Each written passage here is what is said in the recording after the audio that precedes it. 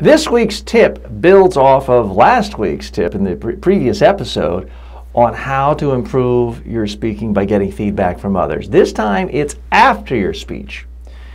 Now, if you talk to more than 20 people for a presentation, a speech, a talk, panel, typically someone's going to come up to you afterwards and say, "Oh, good job, good presentation today, good speech." If you're like most of us, when that happens, you say, "Oh, thanks a lot, appreciate it, glad you enjoyed it." Big mistake. You just threw away highly valuable focus group research.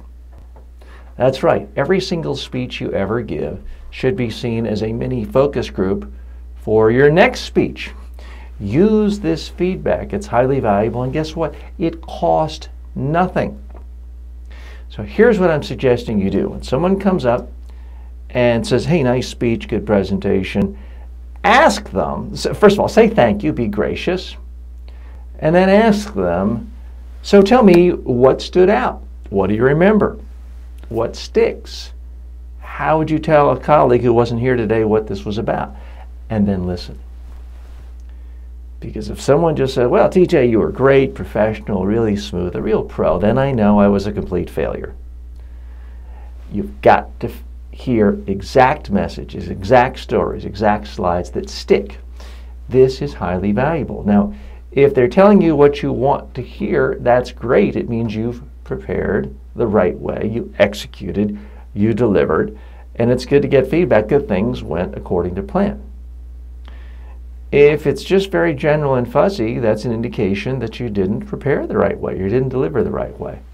Now, in an ideal world, your best messages, stories, the things you really cared about stuck. But also, there may have been something you said during the question and answer session that really resonated and stuck. So you now know that when you have to communicate that point, the example you gave in an answer to a question works. So for example, there's that magic phrase, those of you who've listened to all the episodes. For example, I was giving a keynote speech to a bunch of high school students not that long ago. One of them asked me a question about what I like about my job. And I thought for a second, I bent down, and forgive me those of you listening on iTunes, I held up what I'm now holding up now. And I said to the student, "I like the fact that I can wear my Crocs on most days, because even though you see me, those of you watching on YouTube and video formats, see me in a suit and tie, I'm actually wearing swim trunks and Crocs on my feet because I can work from home in a home-based studio and can be out at the swimming pool at a moment's notice, or just relaxing outside." So I liked it, and there was tremendous laughter. In fact, the feedback, people liked that. They thought it was funny.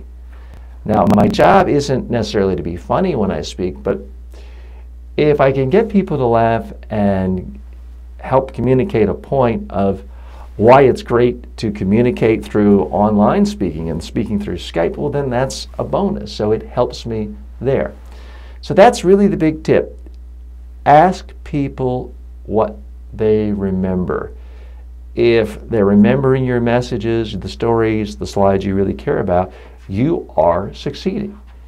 If they're not, it's not the problem of the audience. It's never the audience's fault. It's always your fault. You get all the blame if it doesn't work. But if it does work and they remember your messages, you get all the credit.